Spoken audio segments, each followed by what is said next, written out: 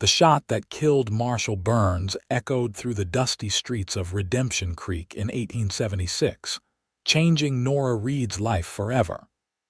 She stood frozen on the boardwalk, her hand pressed against her mouth to stifle the scream that threatened to tear from her throat. Her father, the only law in this forgotten corner of Arizona territory, crumpled to the ground as the three riders galloped away, their laughter carrying on the hot summer wind. "Papa!" Nora rushed to him, her skirts billowing around her as she knelt in the dirt. Blood pooled beneath his chest, staining her hands and the front of her blue dress as she cradled his head. Marshal William Reed's eyes, the same emerald green as her own, struggled to focus on her face. "Nora, my girl," he wheezed, his voice barely audible. "The Hawkins gang. They'll come for the deed. Don't talk, Papa. We'll get you to Doc Sanders." But even as she spoke, she knew it was too late. The town doctor was 3 days' ride away, and her father's life was slipping away with each labored breath. "Promise me," he gasped, clutching her hand with surprising strength. "Promise you won't give it to them. The land is yours now, your mother's dream." "I promise," she whispered, tears streaming down her face. "I promise." With one final shuddering breath, Marshal Reed went still in her arms. Nora's grief gave way to fear as she looked up. A small crowd had gathered, watching with solemn faces. Among them was Harvey Hawkins, brother to the gang's leader, his thin lips curled into a satisfied smile. The meaning was clear. Her father's death was just the beginning. 3 weeks later, Nora stood on the porch of the small ranch house her parents had built when they first came west. The setting sun cast long shadows across the land, 500 acres of promise. Her mother had called it before consumption took her 3 years prior. Now it was 500 acres of trouble. The sound of approaching hoofbeats made her heart race. She gripped the rifle her father had taught her to shoot when she was 12, though she knew she was no match for the Hawkins brothers and their men. To her surprise, a single rider approached. He wasn't one of the Hawkins gang. His tall frame sat easy in the saddle, and he guided his dappled gray stallion with a confident hand. As he drew closer, Nora could see he was a stranger to these parts, a man with broad shoulders and a face weathered by sun and wind. His clothes were trail-worn but clean, and he wore his gun low on his hip like a man who knew how to use it but didn't feel the need to prove it. He pulled up a respectful distance from the house and removed his hat, revealing wavy oak-brown hair. "Evening, madam. Name's Owen Zachary." "Folks call me Zach. I'm looking for Marshal Reed." Nora's throat tightened. "My father's dead. Buried him 3 weeks ago." A shadow crossed the man's face. "I'm sorry to hear that. He was a good man. We rode together with the Rangers some years back." He hesitated. "Are you Miss Reed, then?" "I am. What business did you have with my father? He wrote me about trouble with the Hawkins gang. Asked if I might ride this way." His blue eyes, clear as a mountain lake, assessed her and the rifle she held. "Seems I'm late." 3 weeks too late, Mr. Zachary." She didn't try to keep the bitterness from her voice. He nodded, accepting her anger without offense. "May I water my horse? Been a long ride." Nora hesitated but then gestured toward the well. "Help yourself." As Owen led his horse to the water trough, Nora watched him warily. Her father had never mentioned sending for help, but then again, William Reed had always tried to protect her from his worries. "You're alone out here?" Owen asked as he pumped water. "I manage." "The Hawkins gang still causing trouble?" A bitter laugh escaped her. "They killed my father in the middle of town, and not a single soul would testify against them. Now, Silas Hawkins claims my father lost this land to him in a poker game." She shook her head. "It's a lie, of course. My father never gambled. But Silas has Judge Potter in his pocket, and tomorrow they'll come with papers saying this land is theirs." Owen's jaw tightened, And if you refuse, they'll burn me out." Nora looked at the small house her parents had built with their own hands. Every nail, every board held a memory. Harvey Hawkins made that clear at my father's funeral. Owen studied the land around them, the small vegetable garden, the modest barn, the creek that wound its way through the eastern edge of the property. Then his eyes met hers, steady and calm. "They'll burn my house," she said, voicing the fear that had kept her awake for weeks. The cowboy settled his hat back on his head, determination etched into the lines of his face. "Then we'll build one together." Nora stared at him, uncertain if she'd heard correctly. "Mr. Zachary, you don't even know me. I know your father was a good man who once saved my life. I know the Hawkins gang are nothing but murderous thieves who have been terrorizing 3 counties for too long." He stepped closer, his voice lowering. "And I know that a promise made to William Reed is one I aim to keep." Something in his steady gaze made Nora's defiance falter. For the first time since her father's death, she didn't feel entirely alone. "Come inside," she said finally. "If you're foolish enough to stand against the Hawkins gang, you should at least know what you're up against." As night fell, Nora lit the lamps and served a simple meal of beans, corn bread, and coffee. Owen sat across from her at the kitchen table, listening as she detailed the Hawkins gang's gradual takeover of Redemption Creek. "It started 2 years ago when they moved into the territory," she explained. "At first, it was just small things. A few cattle rustled here. A miner's claim jumped there. My father tried to stand against them, but one man can only do so much." "How many in the gang?" Owen asked, his voice practical. "Silas and Harvey Hawkins plus 4 regular men. Sometimes they bring in others when they need extra guns." She pushed her plate away, her appetite gone. "They want my land because of the water rights. With the creek running through the eastern section, whoever owns this property controls water for half the valley." Owen nodded slowly. "Your father mentioned the water in his letter, said it was why your mother chose this spot." She had a vision for this place. Nora's voice softened with the memory. "Mama wanted to plant orchards, said we could grow the sweetest apples this side of the Mississippi with our good water and rich soil." She sighed. "She died before the first trees bore fruit. I'm sorry." Nora shook her head, not wanting his pity. "What exactly did my father ask you to do, Mr. Zachary? He wrote that trouble was brewing and asked if I might visit. Said he could use a deputy he could trust." Owen's eyes met hers. "I owe him my life twice over. Once when he pulled me from a burning cabin during an Apache raid, and again when he testified for me after I was falsely accused of cattle rustling." "That sounds like Papa," Nora said softly. "Always fighting for what's right. What time will the Hawkins gang arrive tomorrow?"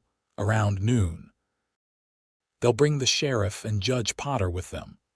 Owen considered this information. "We need to be ready before then."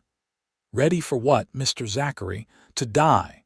Nora's voice rose with sudden anger. "My father was the best shot in the territory, and they gunned him down in broad daylight. I'm not suggesting we shoot it out with them. Not yet, anyway." He leaned forward. "Your father sent for me because I know how men like the Hawkins brothers operate. I spent 3 years tracking down gangs like theirs with the Rangers. And what good did it do? They're still here and my father is dead. Justice takes time, Miss Reed, but it comes for men like Silas Hawkins eventually." His voice held such quiet certainty that Nora almost believed him. "What's your plan, then?" "First, I need to see the deed to your land. You have it safe." Nora nodded. "Hidden where they'll never find it. Good. Next, I need to ride into town tonight, meet a few people, get the lay of the land." "That's your great plan, a midnight ride to town." A small smile tugged at the corner of his mouth. "It's a start. Do you have paper and ink?" "I need to write a few letters." Confused but intrigued, Nora brought him what he needed.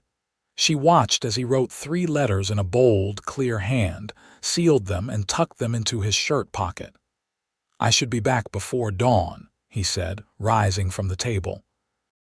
"Keep your rifle handy, but don't hesitate to hide if anyone comes by. I can take care of myself, Mr. Zachary." "I don't doubt it, Miss Reed, but sometimes the smart fight is the one you avoid until you're ready to win." He settled his hat on his head. "And please call me Zach. Mr. Zachary was my father, and he was a mean old cuss I'd rather not be reminded of." Despite herself, Nora smiled. "Only if you call me Nora. Deal." He extended his hand and she took it. His grip was firm and warm, calluses rubbing against her palm.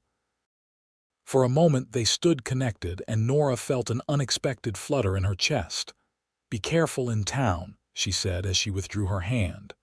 "The Hawkins gang has eyes everywhere."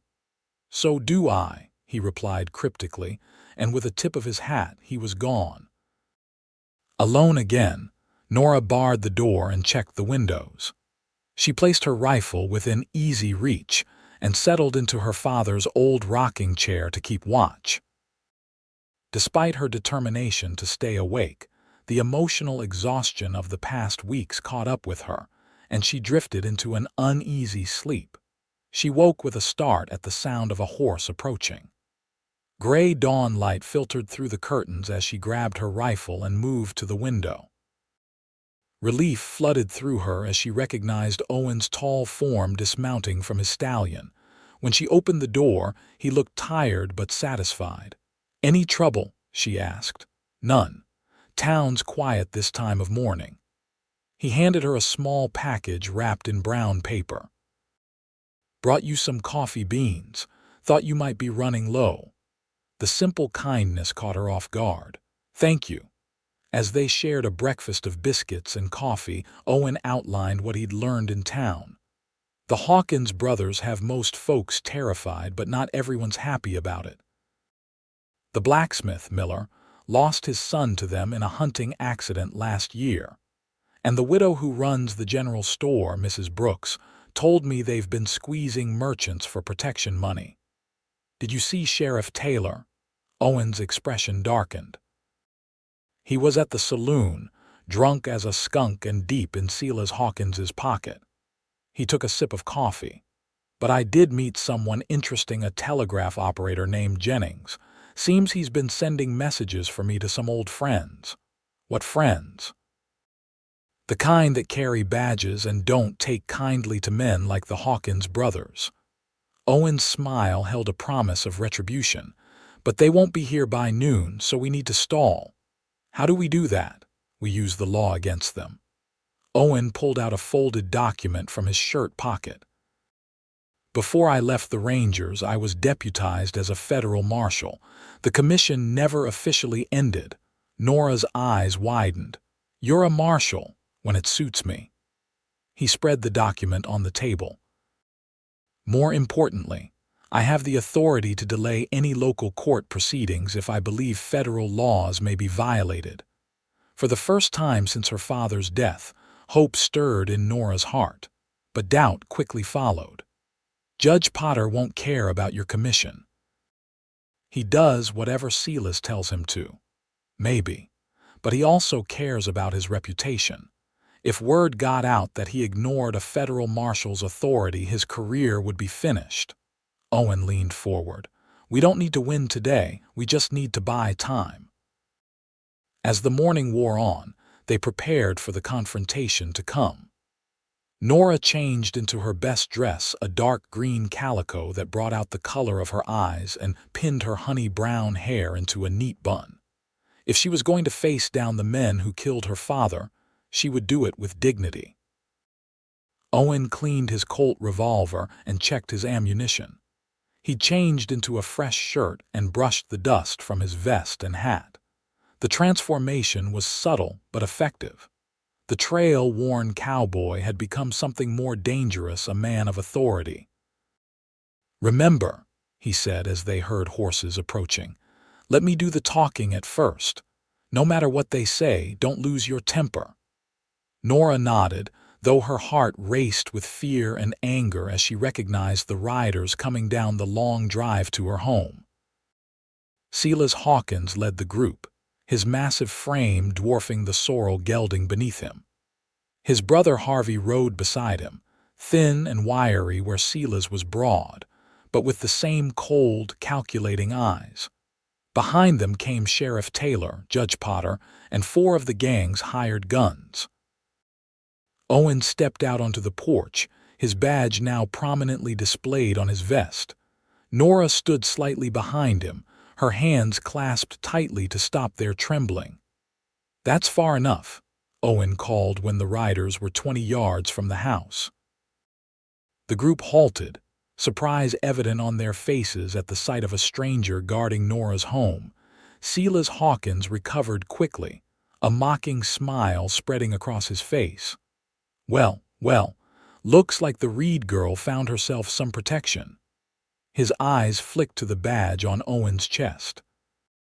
"Playing at being a lawman, Cowboy, United States Marshal Owen Zachary." Owen's voice carried clear and strong across the yard. "I understand there's a property dispute here." Sheriff Taylor shifted uncomfortably in his saddle.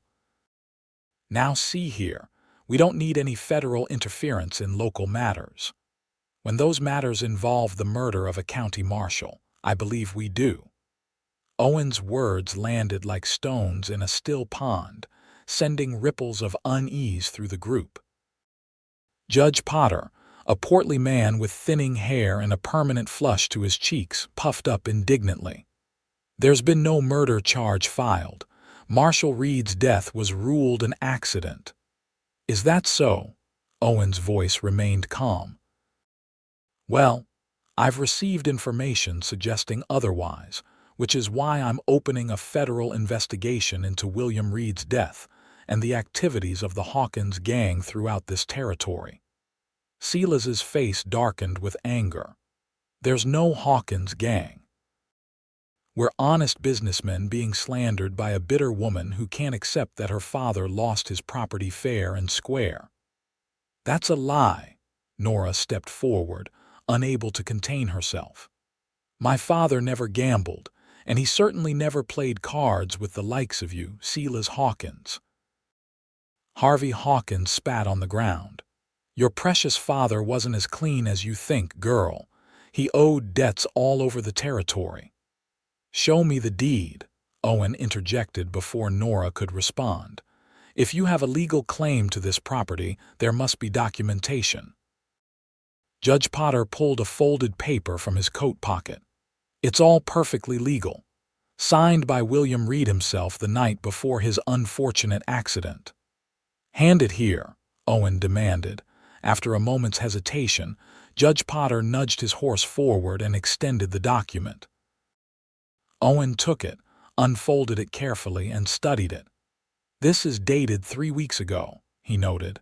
"The same day Marshal Reed was killed." "The night before," Sheriff Taylor corrected. "We have witnesses who saw them playing poker at the Golden Spike."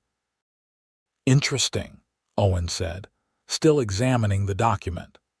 "Because I have a letter from Marshal Reed, dated 4 weeks ago, that makes no mention of gambling debts or property disputes.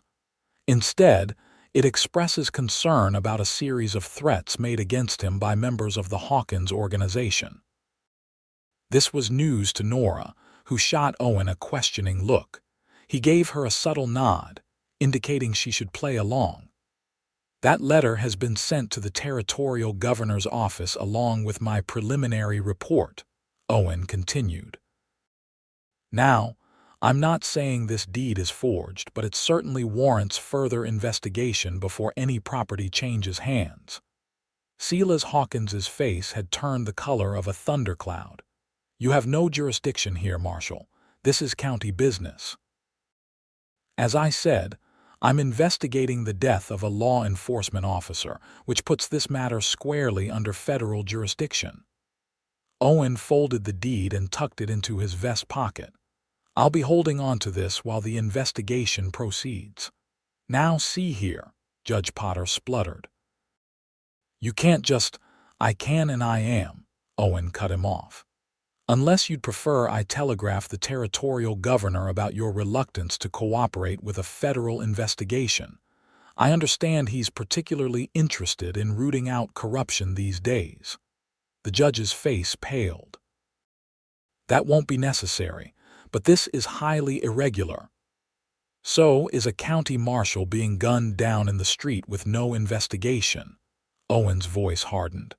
Now, I suggest you gentlemen return to town while I continue my work. Miss Reed will remain in possession of her property until this matter is resolved. Silas Hawkins leaned forward in his saddle, his hand dangerously close to his gun. You've made a mistake, Marshal. A big one. Perhaps, Owen acknowledged, but it won't be my first or my last. The question is, are you willing to add assaulting a federal officer to your list of concerns? His hand hadn't moved toward his weapon, but there was something in his stance that made even Silas hesitate. After a tense moment, Silas jerked his horse's head around. This isn't over. Not by a long shot. He spurred his mount and rode away, his brother and the hired guns following close behind. Sheriff Taylor and Judge Potter lingered briefly. You're playing a dangerous game, Marshal, the sheriff warned. Just doing my job, Owen replied evenly.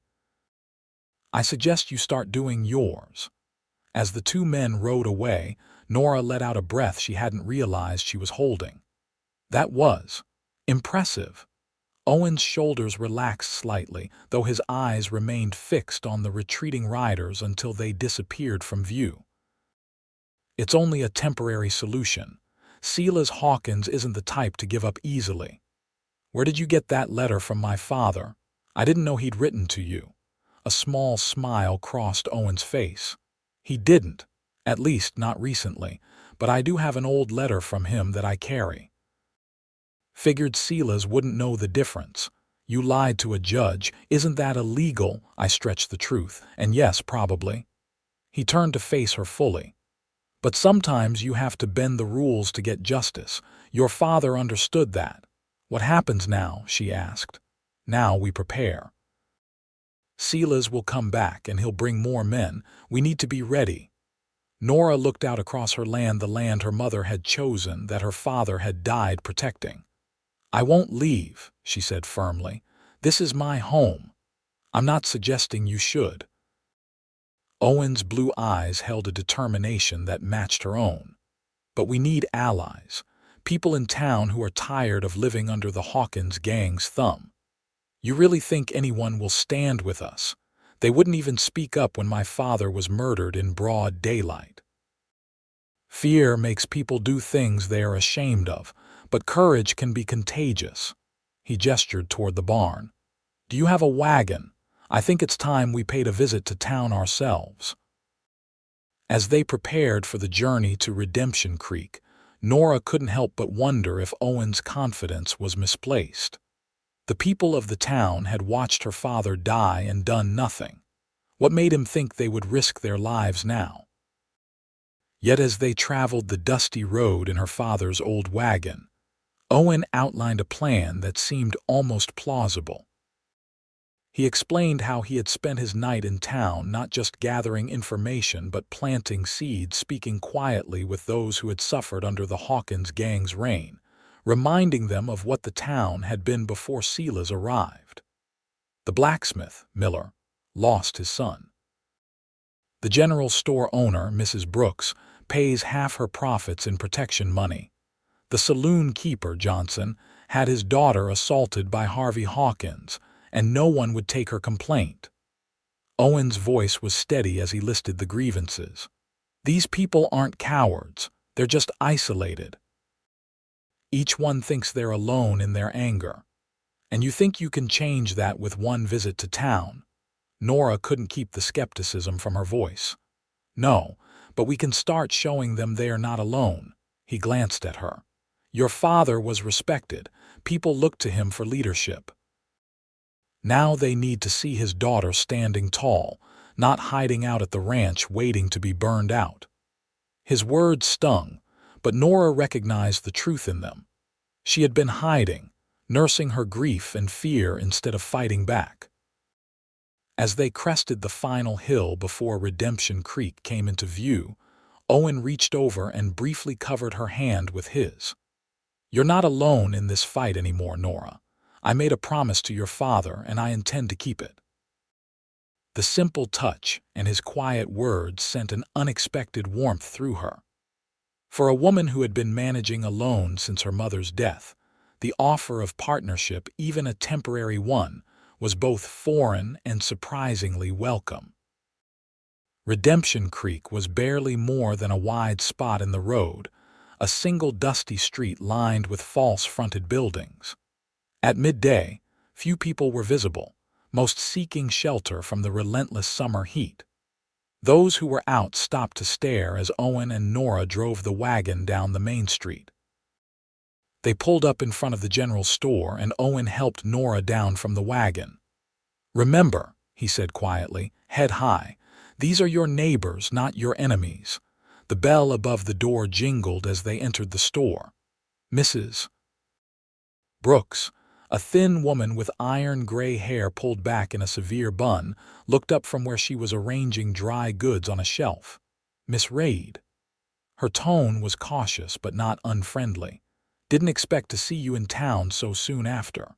She trailed off, glancing nervously at Owen. "Mrs. Brooks," Nora nodded. "This is Marshal Zachary. He was a friend of my father's." Recognition flickered in the older woman's eyes. "You were in here last night." "I was," Owen confirmed. "Needed some coffee beans." "And information," Mrs. Brooks added shrewdly. "That too." Owen didn't bother denying it. "We're here for supplies. Miss Reed's been too occupied to make a proper trip to town lately." As Mrs. Brooks helped them gather the items they needed, flour, sugar, coffee, ammunition for Nora's rifle, other customers entered the store. Word of their presence in town was spreading. Nora felt the weight of curious stares as she selected what she needed. She recognized most of the faces, neighbors who had attended her father's funeral, but said little beyond offering perfunctory condolences. Now they watched her with a mixture of curiosity and wariness, as if unsure which side was safer to be seen supporting. When they approached the counter to pay, Mrs. Brooks leaned forward and lowered her voice. "The Hawkins brothers were in earlier. They were mighty upset about something." "Is that so?" Owen's tone was neutral, said there was a federal marshal causing trouble. Her eyes flicked to the badge on Owen's vest. "That would be you, I reckon." "Just doing my job, madam." Mrs. Brooks's thin lips pressed together. "My Albert always said William Reed was the best man in the territory. Said if more men had his backbone, this would be a decent place to live." She glanced at Nora. "Your pa stood up for us when those outlaws tried to burn us out last winter." Nora blinked in surprise. Her father had never mentioned this. "Didn't tell you, did he?" Mrs. Brooks smiled sadly. "That was his way. Did what needed doing without making a fuss." She finished wrapping their purchases. "You come by for dinner sometime, Miss Reed. We'll talk about your father when there aren't so many ears listening." As they loaded their supplies into the wagon, a tall man with muscular arms and a leather apron approached. The blacksmith, Miller, nodded curtly to them. "Marshal," he said, his voice low. "Got your horse ready whenever you want him. Changed the shoe like you asked." Owen nodded. "Appreciate it. This is Miss Reed." Miller's weathered face softened slightly as he looked at Nora. "My condolences, miss. Your father was a good man." "Thank you," Nora replied, touched by the simple sincerity in his words. "Might want to be careful leaving town," Miller continued, his voice dropping even lower. "Harvey Hawkins and 2 of his boys are watching the South Road." "Thanks for the warning," Owen said. "We'll take the North Trail back." As Miller returned to his forge, Owen helped Nora back into the wagon. "See," he said quietly, "not everyone is against us." Their next stop was the telegraph office, where Owen sent several messages while Nora waited in the wagon. When he returned, his expression was satisfied. "Help is coming," he told her as they headed north out of town. "3 days, maybe 4. We just need to hold out until then." "What kind of help?" "The kind that carries federal authority and doesn't take kindly to local thugs killing lawmen." Owen glanced over his shoulder, scanning the road behind them. "Silas Hawkins has made enemies in high places. He just doesn't know it yet." As they left town behind, Nora felt a strange mix of fear and hope. For 3 weeks, she had been alone with her grief and dread, certain that she would lose everything her parents had built. Now, with this unexpected ally at her side, the future seemed less bleak, though no less dangerous. They were halfway back to the ranch when Owen suddenly pulled the wagon off the road into a stand of cottonwoods. "What is it?" Nora asked, alarmed. "Riders coming." He handed her the reins. "Stay here. Keep your head down." Before she could protest, he had slipped from the wagon and disappeared into the trees, moving with a silent grace that belied his size. Nora held the reins tightly, her heart pounding as she strained to hear what had alerted him. Then she heard its hoofbeats approaching rapidly from the direction they had come. She ducked down behind the wagon seat as 2 riders galloped past on the main road, unaware of the wagon hidden among the trees. Nora recognized Harvey Hawkins's distinctive red bandana and the slouched figure of one of his hired guns. They were heading toward her ranch, and they were riding hard. Owen materialized beside the wagon so suddenly that Nora nearly cried out in surprise. "Looks like we've got company heading to your place," he said grimly. "We need to take a different route back." "There is no other route," Nora said. "Not unless you want to add 2 hours to our journey by circling through Miller's Gulch." Owen's face set in determination. "Then we follow at a distance and see what they are up to." He climbed back onto the wagon seat. "But first, let's move deeper into the trees. I want to make sure they don't have friends following." They waited for nearly half an hour, but no more riders passed. Finally, Owen guided the wagon back to the road and set off toward the ranch at a pace faster than was comfortable on the rutted trail. "Why would they be going to my ranch?" Nora asked, clutching the seat as they bounced over a particularly rough section. "They know we're in town." "Exactly," Owen replied grimly. "They might be planning to search the place while we're gone, or worse. Worse, they could be setting up an ambush," or he hesitated. "Or what?" Nora demanded. "They might be planning to burn you out now while they think we're safely away." His eyes met hers briefly. "It's what I'd do in their position. Destroy what you're fighting for so there's nothing left to fight about." Cold fear gripped Nora's heart. The house her parents had built, the only home she'd ever known, she couldn't bear the thought of losing it. "We have to hurry," she urged. "We will." Owen snapped the reins, urging the horses to a faster pace. "But we'll approach carefully. If they're waiting for us, rushing in would be playing right into their hands." As they neared the ranch, Owen pulled the wagon off the road again, this time stopping in a small ravine that offered cover from anyone watching the main approach. "Stay here," he instructed, checking his revolver. "I'm going to circle around and see what we're dealing with." "I'm coming with you," Nora insisted, reaching for her father's rifle in the back of the wagon. Owen started to object, then seemed to think better of it. "All right, but stay low and follow my lead. If I signal you to stop, you stop immediately. Understood?" Nora nodded, gripping the rifle with determined hands. They left the horses ground tied in the ravine and proceeded on foot, using the natural contours of the land for cover. Owen moved with the silent efficiency of a man accustomed to tracking, and Nora did her best to match his careful steps. When they reached the ridge overlooking her property, Owen motioned for her to get down. They crawled the last few yards to peer over the top. The sight that greeted them made Nora's blood run cold. Harvey Hawkins and his companion were stacking what looked like bundles of kindling against the side of her house.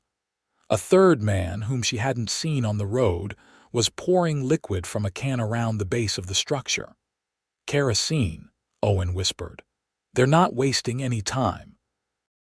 "We have to stop them." Nora started to rise, but Owen pulled her back down. "Three of them, two of us, and they've got clear sight lines in all directions." He studied the situation, his mind working rapidly. "We need a distraction." "Like what?" Owen's eyes scanned the property, landing on the small barn about 50 yards from the house. "Can you hit the barn roof from here?" Nora nodded. "Pa taught me to shoot when I was 12. I can hit what I aim at." "Good. When I say now, put a shot right on the peak of the barn roof. Make it count, then reload as fast as you can." "What are you going to do?" "Create some confusion." He checked his revolver one last time. "When they react to your shot, I'll work my way closer. You keep them pinned down with rifle fire aimed near them, not at them. We want them scared, not dead." "Why not dead?" Nora asked bluntly. "They killed my father. They're trying to burn my home." Owen's eyes were somber. "Because killing a man, even one who deserves it, changes you in ways you can't undo, and because we need them alive to testify against Silas." He touched her arm briefly. "Trust me, there are worse punishments than a quick death." Nora wanted to argue but knew he was right. Her father, for all his toughness, had always believed in the law. "Ready?" Owen asked. Nora raised her rifle, steadying it against a rock as she sighted along the barrel. "Ready. Now." The crack of the rifle echoed across the valley. Nora's shot hit exactly where she'd aimed, sending splinters flying from the barn roof. Below, the three men whirled in confusion, drawing their weapons. "Run!" Harvey shouted, diving for cover behind the water trough. Nora reloaded quickly, as Owen had instructed, and fired again, this time sending dirt flying near the feet of the man with the kerosene can. He yelped and dropped the can, scrambling toward the dubious shelter of a stunted mesquite tree. While she kept them distracted with carefully placed shots, Owen had disappeared from her side.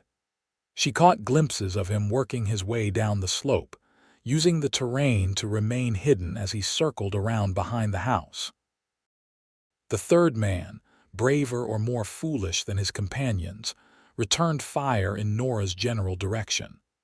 Bullets whined overhead, but his aim was wild, the shots going wide. Suddenly, a new sound joined the chaos, the pounding of hooves. Nora risked a glance to her left and saw Owen on his gray stallion, which he must have retrieved from town, galloping at full speed toward the house from the opposite direction. The unexpected appearance of a rider from another direction threw the Hawkins men into further confusion. Harvey broke cover, running toward where they had left their horses tethered.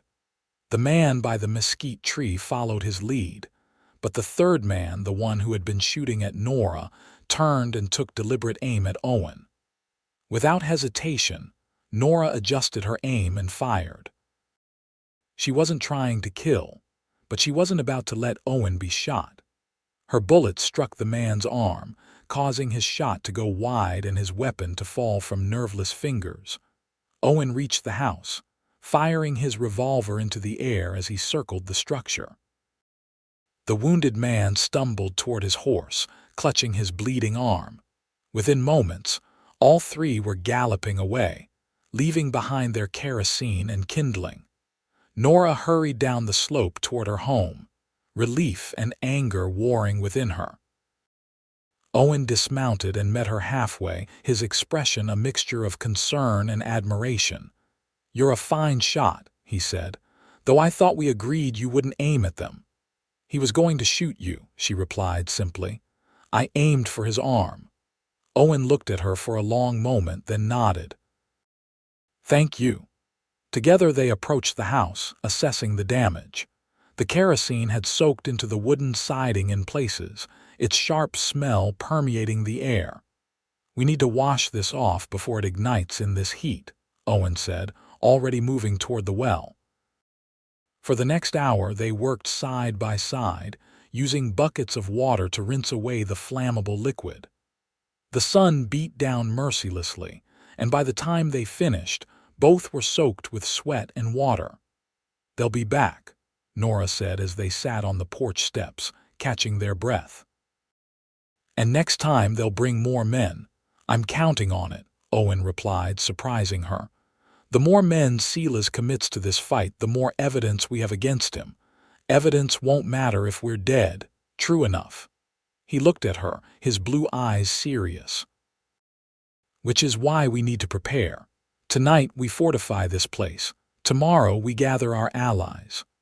"What allies?" "A widow who runs a general store and a blacksmith with a grudge. Against Silas Hawkins and his gang." Owen's smile was grim. "You'd be surprised what determined people can accomplish when they have nothing left to lose." He stood, offering her his hand. "Come on. We've got work to do before nightfall." As the sun began its descent toward the western horizon, they transformed the Reed ranch house into a makeshift fortress. Owen showed Nora how to create firing positions at key windows, using furniture to provide cover while maintaining clear lines of sight. They filled every available container with water, both for drinking and in case of fire. Owen even rigged simple alarms using tin cans and twine around the perimeter of the house. "My father was a ranger before he took up ranching," Owen explained as he worked. "He taught me that preparation can make up for being outnumbered." "Was he a good man?" Nora asked, curious about this enigmatic man who had ridden into her life so unexpectedly. "He was complicated." Owen's hands kept moving as he spoke, tying another length of twine. "Hard man to please, harder to live with, but he taught me things that have kept me alive." He glanced at her. "Your father spoke of your mother often in his letters, said she was the bravest woman he'd ever known." "She was." Nora smiled at the memory. "She came west against her family's wishes, determined to make a life on her own terms. When she met my father, they recognized something in each other, a kind of stubborn hope, I guess." Her voice softened. "They built this place together, log by log. Even when she got sick, she wouldn't leave. Said this land was where her heart belonged." Owen nodded, understanding in his eyes. "That's worth fighting for." As darkness fell, they shared a simple meal by lamplight. The house felt different now, no longer just a vulnerable target, but a stronghold. With the windows covered and the doors barred, they sat at the kitchen table cleaning their weapons one final time before setting the night's watch. "I'll take first watch," Owen said. "You should get some rest." "I'm not sure I can sleep," Nora admitted, "not knowing they might come back." "All the more reason to rest while you can. I'll wake you in 4 hours." Reluctantly, Nora agreed. In her small bedroom, she lay atop the quilt fully dressed, her father's pistol within easy reach. Despite her certainty that sleep would elude her, exhaustion soon pulled her under. She woke to Owen's gentle hand on her shoulder. "Your turn," he whispered. "All quiet so far." In the darkest hours before dawn, Nora kept watch from the front room window, her rifle across her lap. The night was still, with only the occasional hoot of an owl or rustle of wind through the cottonwoods breaking the silence. Her mind wandered to the man sleeping in her father's room. Owen Zachary was unlike anyone she'd ever met, capable and confident, yet without the swagger that so many Western men adopted like a second skin. He spoke little of himself, focusing instead on the task at hand. Yet in the short time since his arrival, he had shown her more consideration than she'd experienced in the 3 lonely weeks following her father's death. As the first pale light of dawn crept across the eastern sky, Nora heard Owen stirring. He joined her by the window, his hair rumpled from sleep but his eyes alert. "Anything?" he asked quietly. She shook her head. "Quiet as a church on Monday." "Good." He stretched, rolling his shoulders to work out the stiffness. "I'm going to check the perimeter, make sure our alarms are still in place." While Owen made his rounds outside, Nora prepared a breakfast of biscuits and bacon. The familiar routine of cooking brought a small measure of normalcy to what had become an extraordinary situation. When Owen returned, they ate in companionable silence, both lost in their own thoughts about the day ahead. Finally, Owen laid out his plan. "I need to ride back to town," he said. "Meet with those who might stand with us. You should stay here, keep watch over the place." Nora shook her head firmly. "No, I'm coming with you. It's safer for you here." "Is it?" She gestured toward the blackened stain on the wall where the kerosene had soaked in despite their efforts to wash it away. "They came once. They'll come again. At least in town there are witnesses." Owen considered her words. "You make a fair point, but staying together means leaving the ranch undefended. We can't be in two places at once, and I refuse to hide while others decide my fate." Her voice brooked no argument. "Besides, people need to see me. Need to remember that I'm William Reed's daughter, not just some woman who can be frightened away from what's rightfully hers." A slow smile spread across Owen's face. "You remind me of your father. He always said the right thing matters more than the easy thing." He nodded. "All right. We go together, but we leave nothing valuable behind that can't be replaced." They spent the next hour securing the house as best they could, and gathering the few irreplaceable possessions: her mother's locket, her father's badge, the family Bible with its record of births and deaths, and of course, the deed to the property, which Nora kept in a small metal box hidden beneath a loose floorboard in her bedroom. As they prepared to depart, Owen paused on the porch, looking back at the house. "If they come while we're gone, they'll burn it," Nora finished for him, her voice steady despite the pain the words caused. "But it's just wood and nails. The land will still be mine." Owen's eyes met hers, filled with admiration and something deeper that made her heart beat faster. "Then we'll build it again, together." The ride to town was tense, both of them scanning the horizon for signs of the Hawkins gang. But they arrived without incident, the streets of Redemption Creek more active than the previous day as the weekend approached. Their first stop was the blacksmith shop, where Miller was working the forge, sweat pouring down his face as he hammered a glowing piece of iron. He nodded in greeting but continued working until the metal had been shaped to his satisfaction. Only then did he plunge it into a barrel of water, sending up a cloud of hissing steam, and turn his attention to his visitors. "Marshal, Miss Reed." He wiped his hands on his leather apron.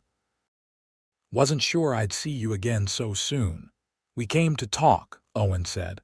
"About Silas Hawkins." Miller's expression closed.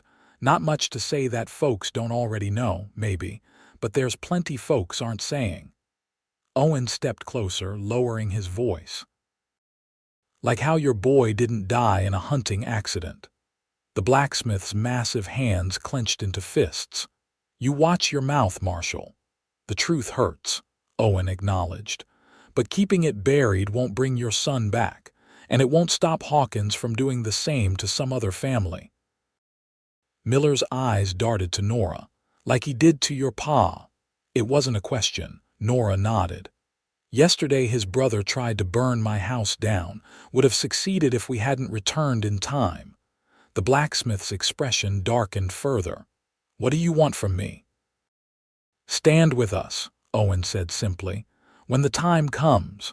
Against Silas Hawkins and his whole gang, that's suicide. Maybe if it were just us." Owen leaned against the workbench. "But I've sent for help. Federal marshals who will be here in 2 days. All we need is for good people to stand together until then." Miller was silent for a long moment, the only sound the crackling of the forge. Finally, he said, "My Caroline left after we buried our boy. Said she couldn't live in a town where her son's murderers walked free." His voice was heavy with regret. Maybe she was right to go. Or maybe she was waiting for someone to take a stand, Nora suggested quietly. The blacksmith looked at her, something resolving in his weathered face. "What exactly are you asking me to do?" "For now, nothing obvious," Owen replied. "Just keep your eyes open.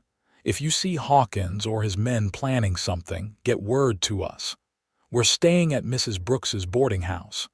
And when your federal friends arrive, then we'll need men willing to stand beside them, men who know the truth and aren't afraid to speak it." Miller nodded slowly. "I can't promise more than that, but I'll think on it." As they left the blacksmith shop, Nora glanced at Owen. "He's afraid." "Yes, but he's also angry. Sometimes anger wins out over fear." Their next stop was the general store where Mrs. Brooks received them with cautious friendliness. While there were other customers present, she said little beyond business pleasantries. But as they were leaving, she pressed a folded note into Nora's hand.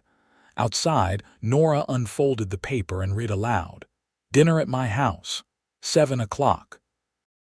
Come through the back door." "Seems we have an invitation," Owen commented. "Should we go?" "Absolutely. Mrs. Brooks strikes me as a woman who knows everything that happens in this town." And he added with a slight smile, "I haven't had a home-cooked meal in months." They spent the rest of the day moving carefully around town, speaking with various residents, some receptive, others wary or outright hostile. The saloon keeper, Johnson, listened to them with hooded eyes but made no commitments. The elderly doctor, who had treated Nora's mother in her final days, expressed sympathy, but claimed he was too old to take sides. As evening approached, they made their way to the small house behind the general store where Mrs. Brooks lived. Following her instructions, they entered through the back door, finding themselves in a neat kitchen where the widow was laying out a surprisingly generous spread. "Sit, sit," she urged, gesturing to the table. "We have much to discuss, but first we eat." The meal was simple but delicious: roast chicken, mashed potatoes, green beans from Mrs. Brooks's garden, and fresh bread still warm from the oven. For Nora, who had been subsisting on whatever she could manage to cook while grieving, it was a feast. Only when they had finished and Mrs. Brooks had poured coffee did the conversation turn serious. "I've invited some others," she said, glancing at the clock on the mantel. "They should be here soon." As if on cue, a soft knock sounded at the back door. Mrs. Brooks admitted Miller, followed by Johnson from the saloon, and to Nora's surprise, the telegraph operator, Jennings. Once everyone was seated in the small parlor, Mrs. Brooks closed the curtains and turned to Owen. "You said you sent for help, Marshal. When exactly can we expect it?" "Day after tomorrow, if all goes well," Owen replied. "3 federal marshals riding from Tucson." "That's a long time with Silas Hawkins on the warpath," Johnson observed. The saloon keeper was a thin, nervous man with quick eyes that never seemed to settle on any one thing for long. "Word is he's bringing in extra men, sent Harvey to Prescott to round up some old friends." This was unwelcome news. Owen frowned. "How many?" Johnson shrugged. 3 or 4 from what I overheard. Bad men from the sound of it." "We need to be ready before they arrive," Jennings, the telegrapher, spoke up. He was young, barely into his 20s, with spectacles and an earnest face. "I've been monitoring the wires. There's been a lot of traffic between here and Prescott the last 2 days." "Can you send a message asking the marshals to hurry?" Owen asked. Jennings nodded. "Already did, but they're coming from Tucson and there's only so fast a man can ride." Mrs. Brooks poured more coffee, her movements precise and controlled. "So what do we do in the meantime?" "Silas practically owns this town. Sheriff Taylor does whatever he says, and Judge Potter isn't much better." We need to isolate them, Owen said. Make it clear to the townspeople that standing with Hawkins means standing against the law. Easier said than done, Miller grunted. Most folks just want to keep their heads down and their families safe. I understand that, Nora spoke up. I felt the same way after my father was killed. It seemed safer to stay on my ranch and hope they'd leave me alone. She looked around the room. But they won't leave any of us alone. Not as long as there's something they want. Today it's my land. Tomorrow it might be your store, Mrs. Brooks, or your forge, Mr. Miller. Her quiet words seemed to resonate with the small group. Johnson shifted uncomfortably in his seat. My Sarah still has nightmares, he admitted softly. After what Harvey did to her, she won't even come downstairs to the saloon anymore. We've all suffered, Mrs. Brooks said firmly, and we've all kept quiet, thinking we were protecting ourselves, but Marshal Zachary is right. If we don't stand together now, Silas Hawkins will pick us off one by one. A resolute silence fell over the room as each person contemplated the choice before them. Finally, Miller spoke. What exactly do you need us to do, Marshal? Owen leaned forward, his voice low but intense. Tomorrow, I'm going to confront Silas Hawkins publicly. Force him to show his hand before his reinforcements arrive. I need witnesses, people willing to stand behind me to show the rest of the town that they're not alone if they choose to support the law. That's dangerous, Jennings observed. Silas won't take kindly to being challenged. No, he won't, Owen agreed. Which is why I need to know who I can count on. One by one, they committed themselves reluctantly, perhaps, but firmly. Even Johnson, despite his obvious fear, nodded his agreement. For Sarah, he said simply. As the meeting broke up, Mrs. Brooks pulled Nora aside. You'll stay here tonight, she said, in a tone that brooked no argument. I've a spare room upstairs. Marshal Zachary can take the sofa. Nora started to protest, but realized the wisdom in the offer. Returning to the ranch after dark would be foolish, and she was exhausted after the events of the past 2 days. Thank you, she said, for everything. The older woman squeezed her hand. Your mother was my friend. I should have done more after your father was killed, but... She shook her head. Well, we can't change the past, but we can try to make things right now. Later, as Nora prepared for bed in the small guest room, there was a soft knock at the door. Owen stood there, his expression troubled. I wanted to check on you, he said. Make sure you're all right with tomorrow's plan. I am. She stepped back, allowing him to enter the room. It's the right thing to do. He studied her face in the soft lamplight. It's going to be dangerous, Nora. Silas Hawkins isn't a man who backs down easily. I know. She sat on the edge of the bed, but neither am I. This is my home, my land. I won't be driven from it by fear. Owen smiled, a warm, genuine smile that reached his eyes and made something flutter in Nora's chest. You are very much your father's daughter. Is that a compliment, Marshal Zachary? The highest one I know how to give. He moved to the window, looking out at the darkened street. William Reed saved my life, but he also showed me what kind of man I wanted to be, principled, steadfast. Nora watched him, suddenly curious about this man who had ridden into her life so unexpectedly. Why did you leave the Rangers? He was silent for a moment. There was an incident, a raid on a homestead near the Mexican border. We were told it was bandits, but... He sighed. It was a family, innocent people. By the time I realized the truth, it was too late. What happened? I refused to participate. My commanding officer didn't take kindly to that, said I was undermining his authority. Owen turned back to face her. Your father was the only one who stood by me, testified that I'd acted honorably. It cost him his position with the Rangers, but he never regretted it. Nora's heart ached for both men, her father, who had sacrificed his career for what was right, and Owen, who had carried the weight of that sacrifice all these years. Is that why you came when he wrote to you? Partly. Owen's eyes held hers. And partly because I respected him more than any man I've ever known. When William Reed asked for help, you didn't refuse. They stood in silence for a moment, the air between them charged with unspoken emotions. Finally, Owen cleared his throat. You should get some rest. Tomorrow will be a long day. You too. Nora hesitated, then added softly, Thank you, Owen, for everything you're doing. He nodded, a small smile touching his lips. Sleep well, Nora. As he closed the door behind him, Nora sat on the bed, her mind whirling with thoughts of the day to come, and the man who had become her unexpected champion. Morning arrived with a brilliant sunrise, the kind that painted the Arizona sky in shades of gold and crimson. Nora woke feeling more rested than she had in weeks, despite the anxiety that thrummed beneath her skin at the thought of confronting Silas Hawkins. Downstairs, she found Mrs. Brooks and Owen already awake, speaking in hushed tones over coffee.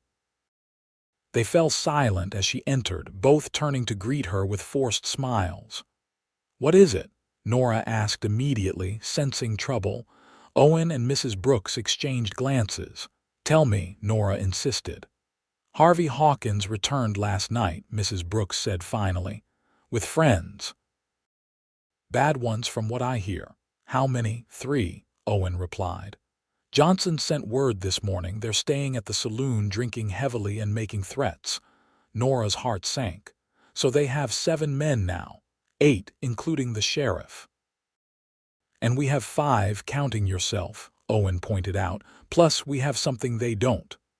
What's that? The law on our side, and surprise. He gestured for her to sit. We're changing the plan. Instead of confronting Silas in public, we're going to draw him out. Make him show his hand before he's ready. As Owen outlined the new strategy, Nora felt a mixture of fear and determination. It was risky, perhaps even foolhardy, but it might be their only chance to hold out until the federal marshals arrived. After a quick breakfast, they separated to prepare. Mrs. Brooks went to open her store as usual, while Nora helped Owen gather the supplies they would need. By mid-morning, everything was in place. Ready? Owen asked as they prepared to leave Mrs. Brooks's house. Nora nodded, straightening her shoulders. Ready. They walked openly down the main street, drawing curious glances from the townspeople going about their business. Nora felt the weight of their stares, but kept her chin high and her eyes forward. Their destination was the sheriff's office, a small building next to the jail at the far end of town. Sheriff Taylor was seated behind his desk when they entered, his feet propped up and a cup of coffee in his hand. His expression soured at the sight of them. What do you want? He demanded, not bothering to rise. Official business, Sheriff. Owen's tone was professionally detached as he placed a folded document on the desk. Federal warrant for the arrest of Silas and Harvey Hawkins on charges of murder, extortion, and obstruction of justice. Taylor's face flushed. You can't just walk in here and start issuing warrants. This is my jurisdiction. Not when it comes to the murder of a federal marshal, Owen replied evenly. William Reed was still commissioned as a deputy U.S. Marshal at the time of his death. That makes his murder a federal crime. This was news to Nora, who shot Owen a surprised glance. He gave her a slight nod, confirming that this, at least, was not a bluff. That's ridiculous, Taylor spluttered. Reed was the county marshal, not federal. He held both commissions, Owen stated flatly. Check the territorial records if you don't believe me. In the meantime, I expect your cooperation in apprehending the Hawkins brothers. Taylor's hand drifted toward the drawer where Nora suspected he kept his revolver. Owen noticed the movement and casually adjusted his stance, his own hand resting near his holstered weapon. I wouldn't, Owen advised quietly. Interfering with a federal officer in the execution of his duties is a serious offense, one that could see you sharing a cell with the Hawkins brothers. For a tense moment, it seemed the sheriff might draw anyway. Then, with a muttered curse, he pulled his hand back. "Fine. Take your warrant and get out, but don't expect my help when Silas Hawkins comes gunning for you." "I never did," Owen replied coolly. He retrieved the warrant. "Consider yourself officially notified. I'll be serving this on the Hawkins brothers directly." Outside, Nora released a breath she hadn't realized she was holding. That was tense. It was supposed to be. Owen guided her across the street toward the telegraph office. By now, Taylor's already sending someone to warn Silas. "Which is exactly what we want." "We do?" Nora was confused. "Yes, because now Silas has to make a choice: run or fight, and men like Silas Hawkins don't run." Inside the telegraph office, Jennings looked up anxiously as they entered. "Marshal, I was just about to come find you." "I received a reply from Tucson." Owen took the message, his expression growing grave as he read it. "The marshals have been delayed. There was a washout on the trail near the Dragoon Mountains. They won't be here until late tomorrow, possibly the day after." Nora's heart sank. "That's too late." "Maybe not." Owen folded the telegram and tucked it into his pocket. "Our plan remains the same. We just need to be extra careful." He turned to Jennings. "Send a message to Fort Bowie. Tell them there's an imminent threat to civilian lives in Redemption Creek and request immediate military assistance." "The fort is 3 days' ride from here," Jennings pointed out. "I know, but having the request on official record could help later." Owen glanced out the window, his eyes narrowing at something he saw. "We need to move. Now." Following his gaze, Nora saw Harvey Hawkins striding purposefully down the street toward the saloon, a thunderous expression on his thin face. "Word travels fast," she murmured. "That's what we were counting on." Owen nodded to Jennings. "Remember what we discussed. When you see the signal, ring the fire bell." Outside, they made their way to Mrs. Brooks's store. The widow was tending to a customer but excused herself when she saw them enter. "It's happening," Owen said quietly. "Silas knows about the warrant. I expect they'll make their move soon." Mrs. Brooks nodded, her face pale but determined. "I've spread the word among those we can trust. They're ready." "Good. Now we wait." The waiting proved to be the hardest part. As noon approached, the streets of Redemption Creek grew unusually quiet. The normal bustle of a small frontier town at midday was replaced by an eerie stillness, as if the entire community was holding its breath. Nora, Owen, and Mrs. Brooks remained in the back room of the general store, watching the street through a small window. Miller had positioned himself in his forge, ostensibly working but with a loaded shotgun within easy reach. Johnson was at his post in the saloon, where Harvey Hawkins and his newly arrived companions were drinking heavily and growing increasingly belligerent. "Where's Silas?" Nora asked, scanning the street for what felt like the 100th time. "That's what worries me," Owen admitted. "He should have made a move by now." As if in answer to his concern, the door to the sheriff's office opened, and Silas Hawkins emerged, flanked by Sheriff Taylor and 2 of his men.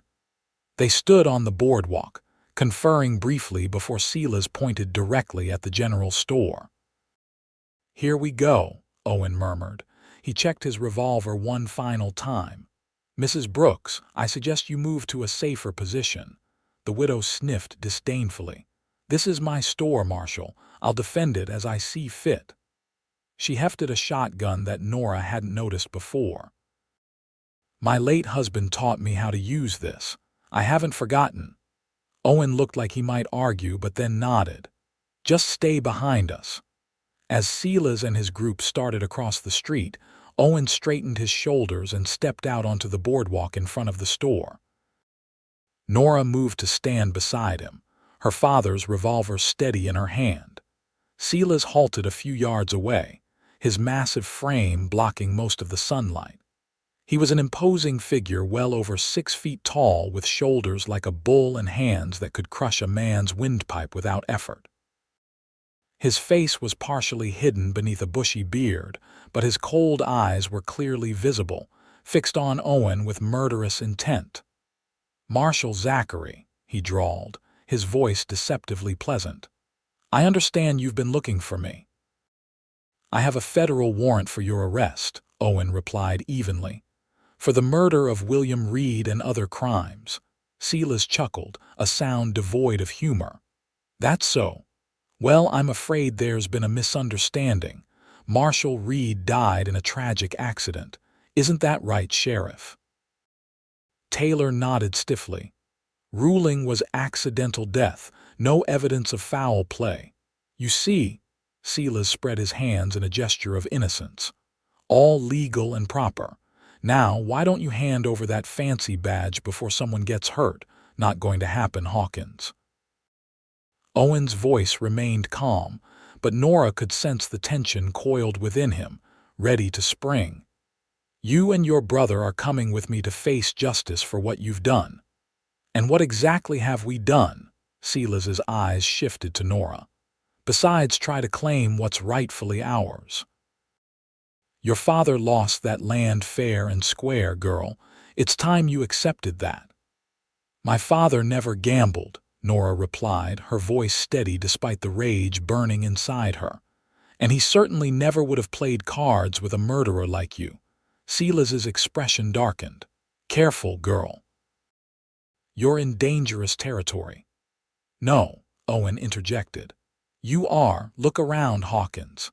As if on cue, Miller emerged from his forge, shotgun in hand. Across the street, Jennings appeared in the doorway of the telegraph office, armed with a rifle. And from the alley beside the store, Johnson stepped out, nervously gripping a revolver.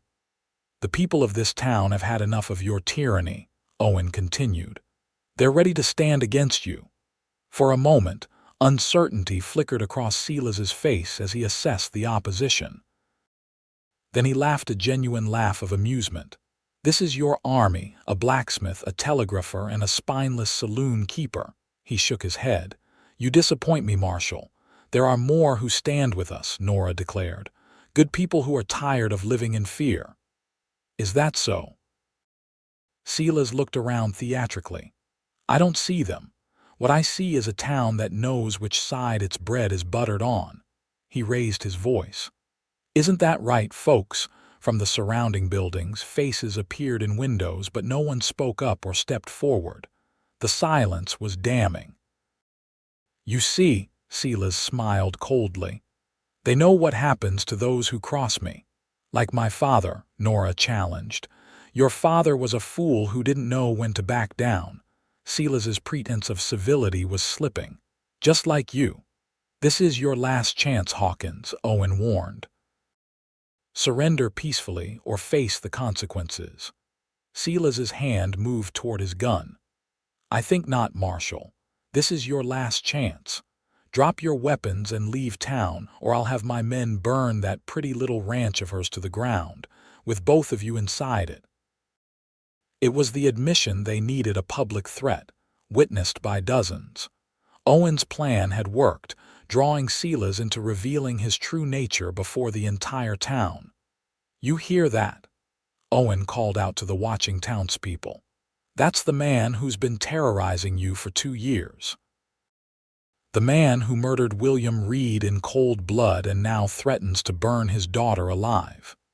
He looked directly at Silas. "It ends today, Hawkins, one way or another." The street had become a powder keg, with tension so thick it seemed to vibrate in the air. Everyone knew what was coming, the inevitable violence that had been brewing since the day Silas Hawkins rode into Redemption Creek. What no one expected was Harvey Hawkins bursting out of the saloon, wild-eyed and clearly drunk, his gun already drawn. "Silas, it's a trap," he shouted. "They've sent for the federal marshals." Everything happened at once. Harvey fired wildly, his shot going high. Owen shoved Nora toward the doorway of the store as he drew his own weapon. Silas went for his gun, and the street erupted in gunfire. Nora found herself behind a barrel on the boardwalk, returning fire as bullets splintered the wood around her. She glimpsed Owen exchanging shots with Silas, both men using the meager cover of the street's water trough. Miller's shotgun boomed, and one of Hawkins's newly arrived men fell, clutching his leg and screaming in pain. Mrs. Brooks fired from the doorway of her store, forcing Sheriff Taylor to dive behind a wagon. The air filled with smoke and the acrid smell of gunpowder. Nora's ears rang with the constant reports of firearms. Through the chaos, she saw Harvey Hawkins making his way along the boardwalk toward her position, his face contorted with rage. "You'll pay for this, Reed," he snarled, raising his gun. Before he could fire, a shot rang out from an unexpected direction. Harvey staggered, looking down in surprise at the blood blooming on his chest. He turned toward the source of the shot, Dr. Sanders, the elderly physician who had claimed to be too old to take sides, standing in the doorway of his office with a small derringer. "That's for Sarah Johnson," the doctor said quietly, though no one could hear him over the gunfire. Harvey collapsed, his gun falling from nerveless fingers. The sight of his brother going down seemed to enrage Silas further. With a roar of fury, he broke from cover, firing wildly as he charged toward Owen's position. It was a fatal mistake. Owen rose from behind the water trough, his aim true. 3 shots in rapid succession struck Silas in the chest. The big man stumbled, a look of disbelief on his face, then fell face first into the dusty street. A sudden silence fell, broken only by the moans of the wounded. The gunfight had lasted less than 5 minutes, but to Nora, it had seemed an eternity. "Nora," Owen called, his voice taut with concern. "Are you hit?" "I'm all right," she replied, rising shakily from behind the barrel. Her dress was torn and dirty, but she was unharmed. Owen crossed to her quickly, his eyes scanning for injuries despite her assurance. "Thank God," he murmured, his relief palpable. For a moment it seemed he might embrace her, but instead he turned to assess the aftermath of the gun battle. Silas and Harvey Hawkins lay dead in the street. 2 of their men were wounded, the third had surrendered, hands raised high. Sheriff Taylor was nursing a graze to his arm, his face pale with shock at how quickly his powerful allies had fallen. "It's over," Owen said, though there was no triumph in his voice, only a weary acceptance. But it wasn't quite over. As townspeople began to emerge from their shelters, drawn by the sudden cessation of gunfire, a new sound reached them, the pounding of hooves approaching rapidly from the south.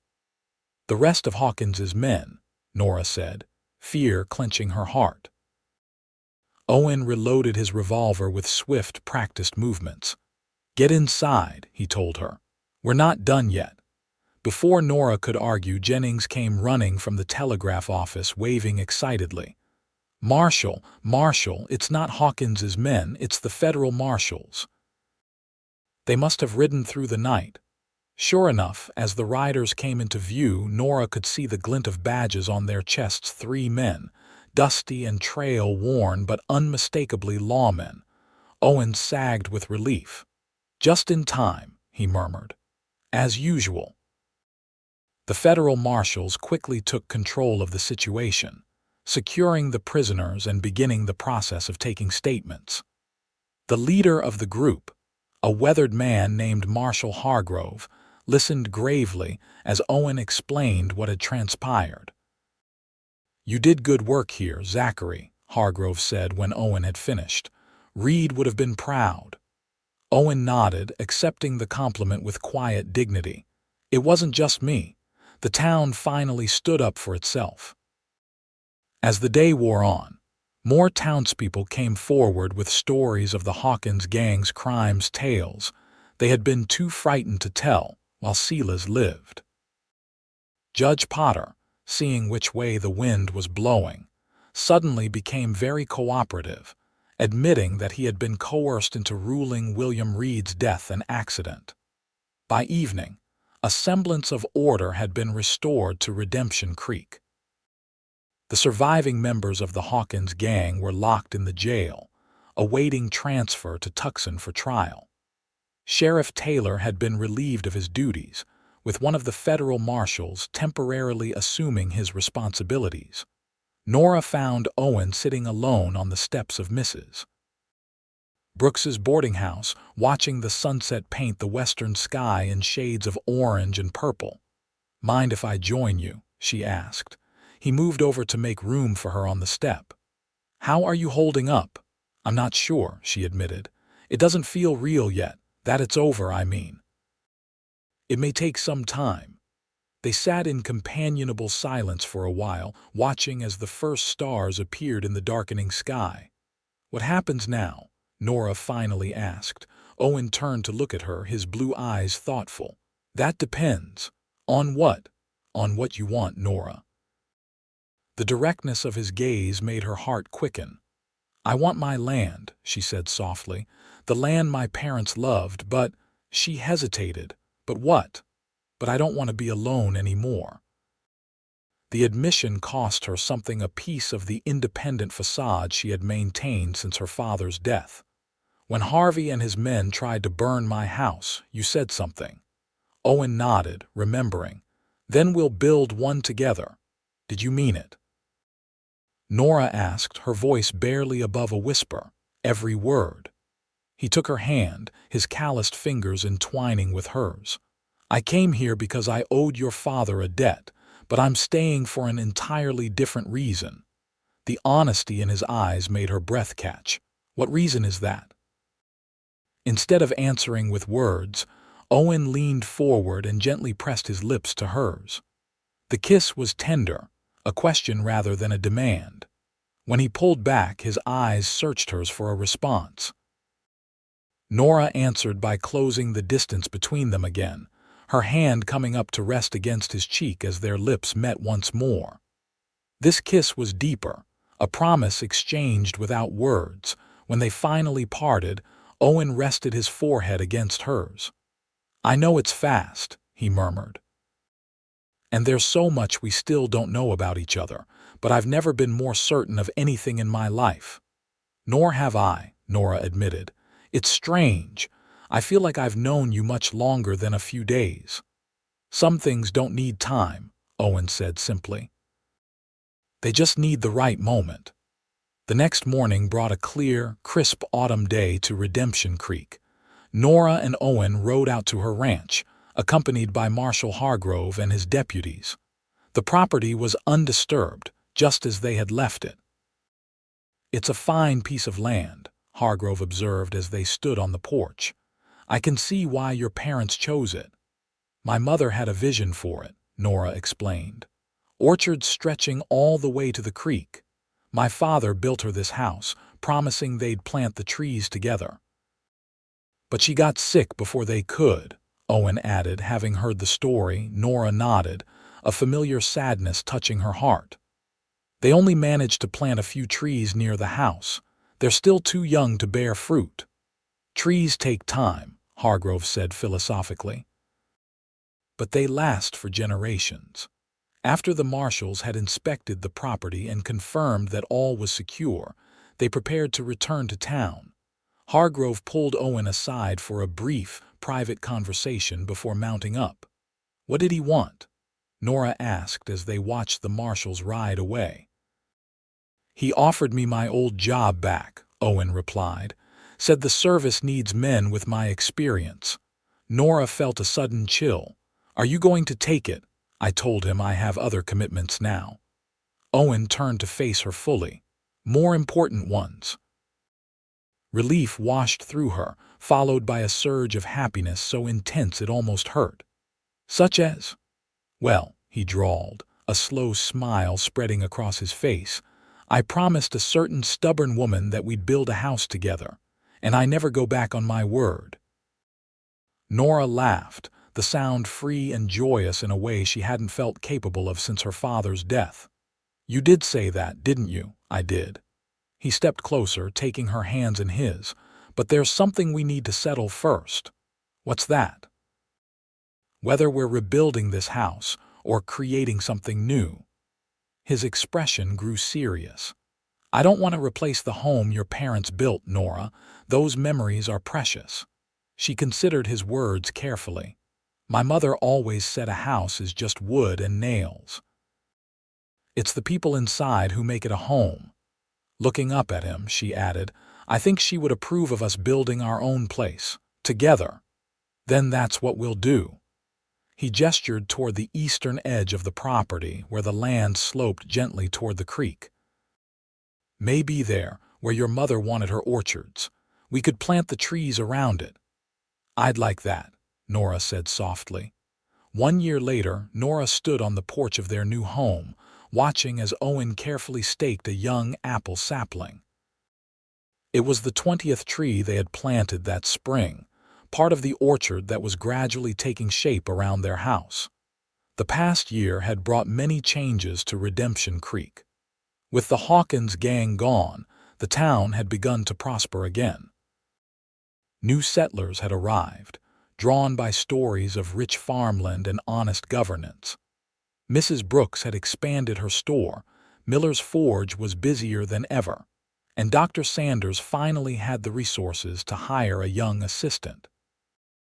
Most significantly for Nora, the town had elected Owen as their new marshal. He had initially resisted, preferring the quiet life they were building together on the ranch. But when a delegation of townspeople, led by Mrs. Brooks, had appeared on their doorstep insisting that they needed a man of his integrity, he had reluctantly agreed. Now he split his time between his duties in town and working alongside Nora on the ranch. It wasn't always easy, but they made it work, each supporting the other's dreams as they built their life together. "That should do it," Owen called, stepping back to admire his handiwork. The young tree stood straight and proud, its slender trunk secured against the seasonal winds that swept across the valley. Nora walked down the porch steps to join him, her hand resting lightly on the gentle swell of her stomach, their first child, due to arrive with the winter snows. "What do you think?" she asked, surveying the neat rows of saplings stretching toward the creek. "Would my mother approve?" Owen wrapped an arm around her shoulders, drawing her close against his side.